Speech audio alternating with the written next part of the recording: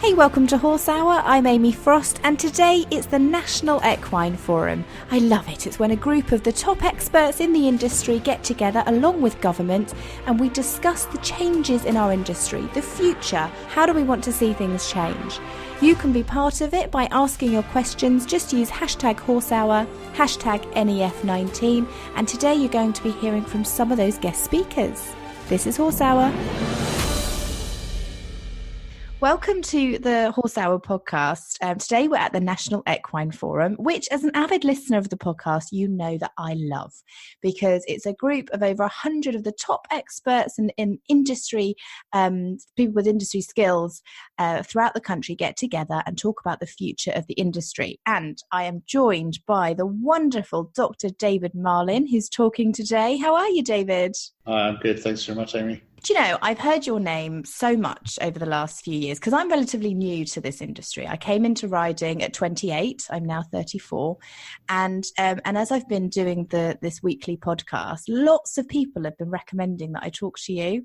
And I've been trying to. And I'm thrilled that you're at the forum today because you're all over the world. You're doing all this research. It's quite a nice life, actually. It's I enjoy kind of travelling. I enjoy kind of meeting different people and seeing different horses in different situations. And you can always learn something. Oh, absolutely. How long have you been doing this for? Well, I'm interestingly a little bit like you in that I didn't start riding until I was 20 when I was at university. And then I went and trained with Judy Harvey for a while. And then I went to the Animal Health Trust to do a PhD.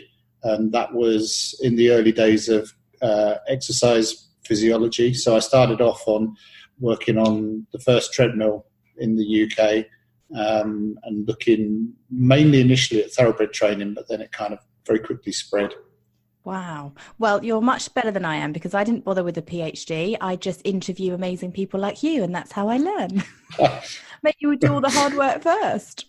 We try. That's what's so great about the forum is that, you know, great experts like you come on board and you get to speak for about 15 minutes about something that you've learned or a new technique that you found.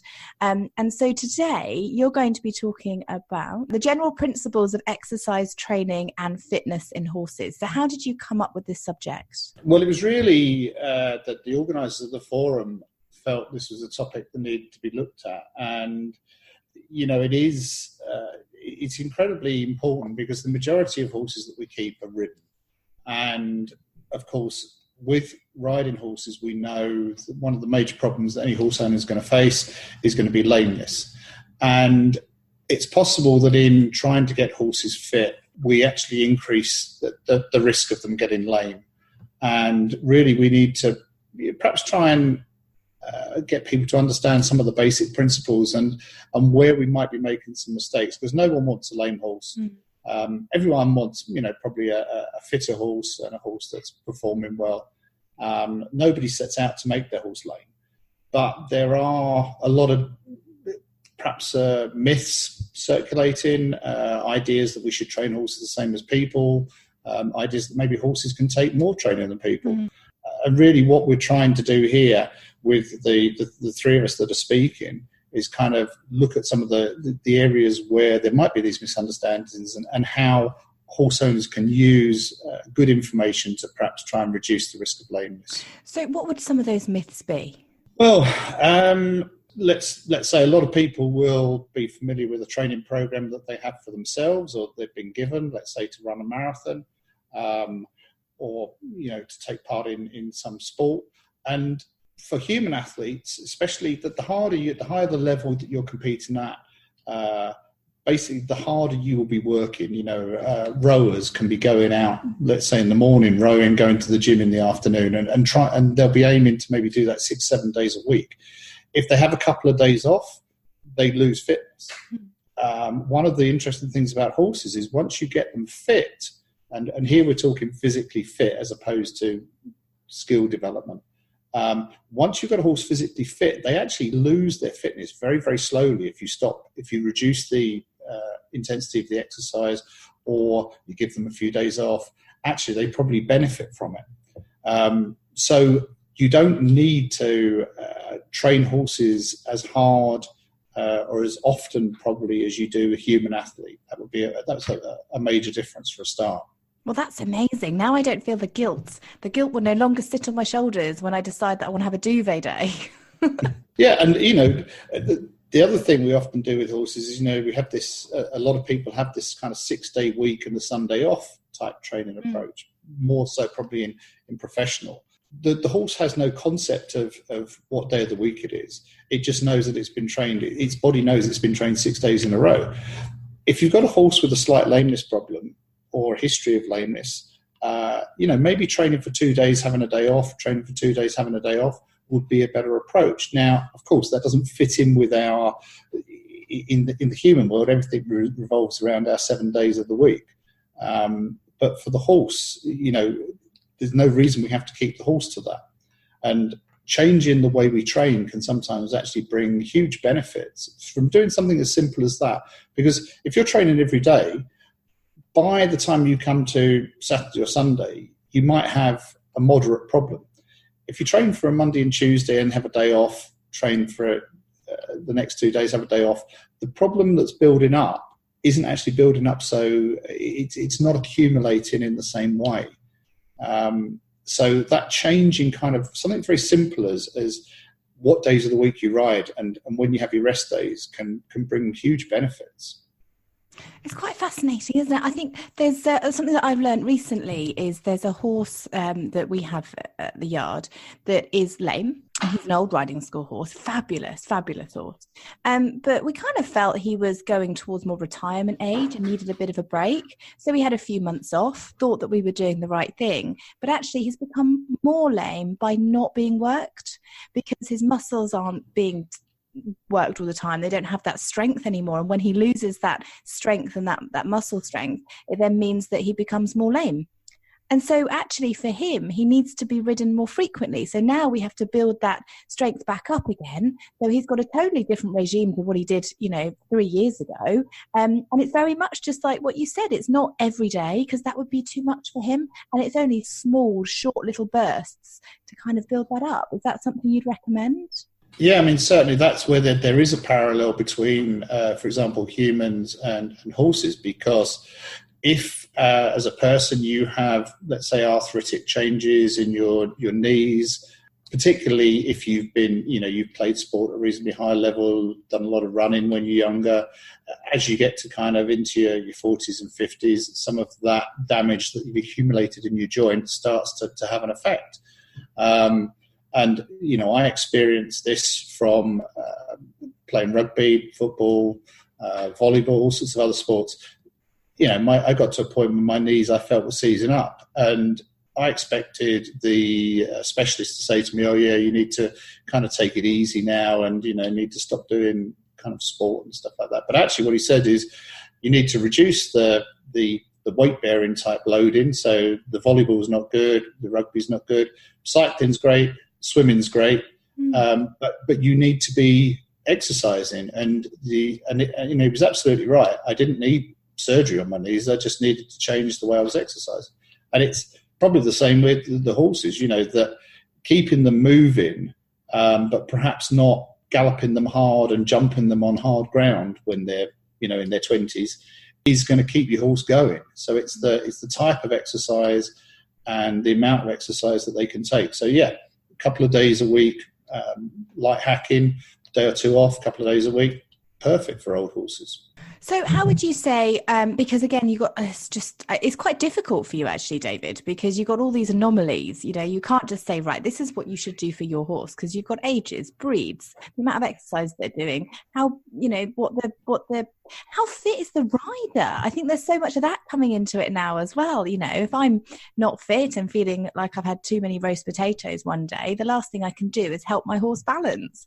So how do you then take all your research and make it more general? Well, there are, absolutely right. There are individual factors here. There's the decision the rider, owner makes with the horse.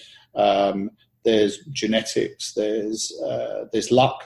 Sometimes, some injuries occur just because the horse slips and damages a muscle or a ligament.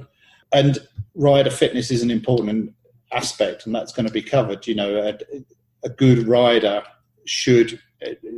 Every rider that sits on a horse actually increases the loading on the joints and the tendons. A good rider doesn't make it any worse than that. Potentially a bad rider who isn't stable is going to create more problems, particularly in relation to the interface between the rider and the horse, which is the saddle and the back.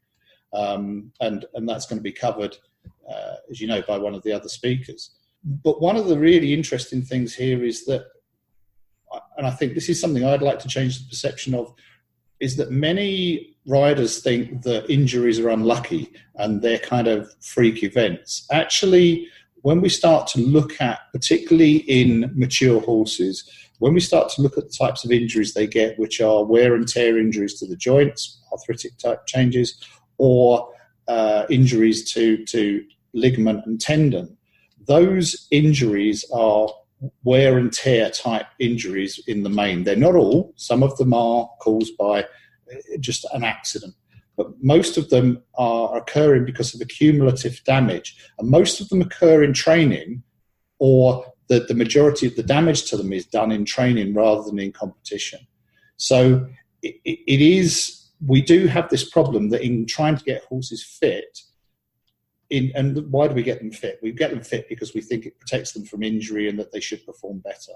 But actually what we seem to be doing in terms of trying to get them fit is actually causing damage to them. And this is because we're probably overtraining them. We're doing too much of the wrong type of training, perhaps too little of the right type of training, and we're causing wear and tear. Would you say, what would you say is more of the right kind of training? So you've got your days of the week, but, I'm taking it not jumping every day or things like that? Yeah, it's certainly about choices, sort of repeating the same type of exercise. So jumping the same jump kind of 40 times, carrying on doing the same dressage movement repeatedly, sort of carrying on doing a 10-meter circle, repeatedly in a session.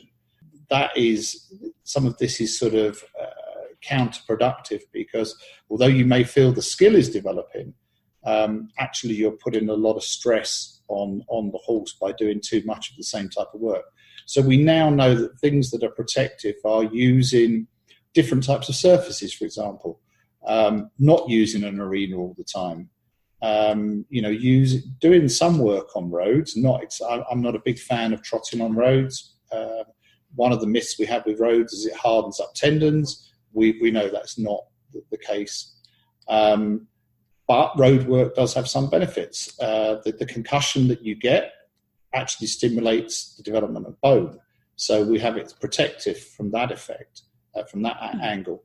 But it's not great for the joints. And it doesn't really do anything beneficial for tendons.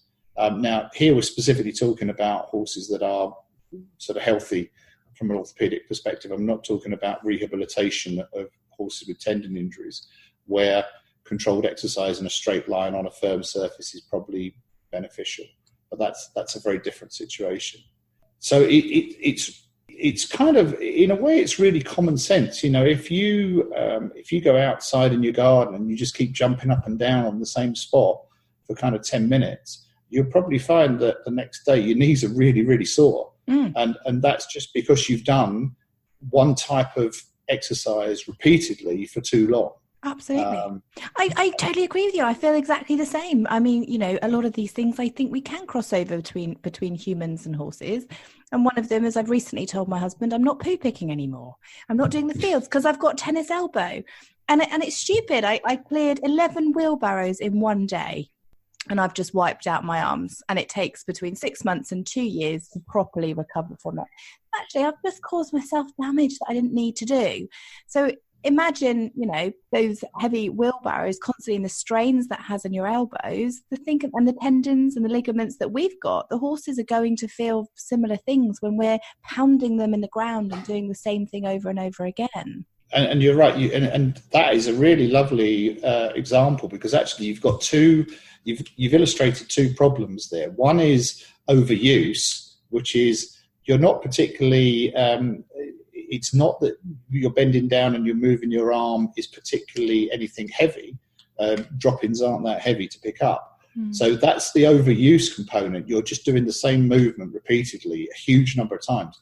But then you're also actually subjecting your arms and the rest of your body to an overload where you're having to lift the really heavy barrow and take it home. And both of those will cause injuries.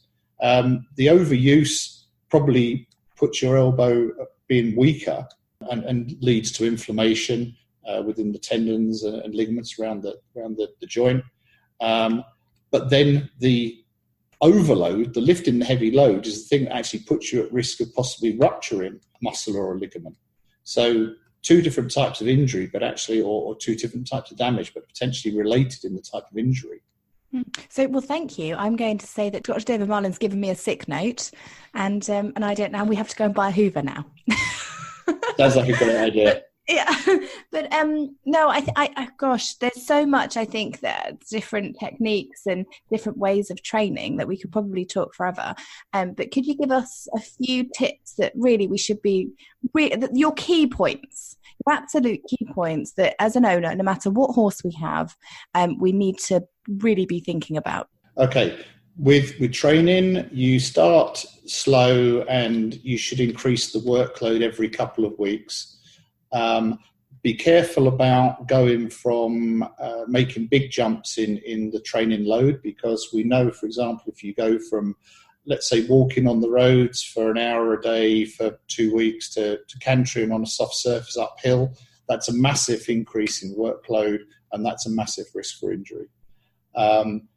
If you have the ability to use different types of surfaces, use those rather than use one surface to the exclusion of all others. Avoid uneven surfaces, whether they're soft uneven or hard uneven, or they change from soft to hard and back again. Those are a big risk for injury.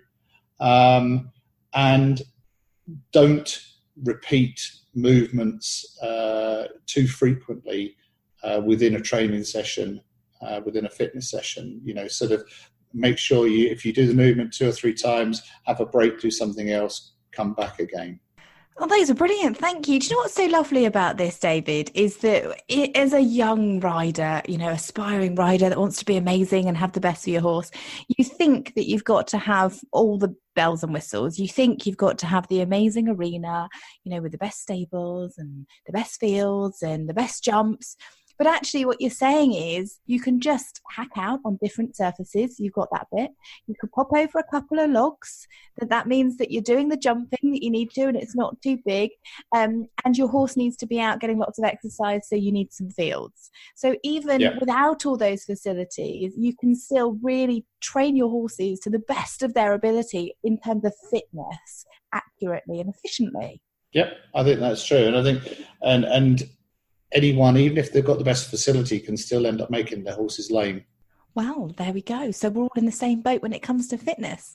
I love that. Well, you're talking today alongside Dr. Rachel Murray and Ashley Wallace. They're going to be talking about core stability and muscle development of the horse, along with, we touched on rider fitness and its influence on the equine performance. So you can watch those on the live stream. Just head to nationalequineforum.com and you can catch up with your full presentation, Dr. David Marlin, via their website too. Thank you so much for your time. Thank you very much.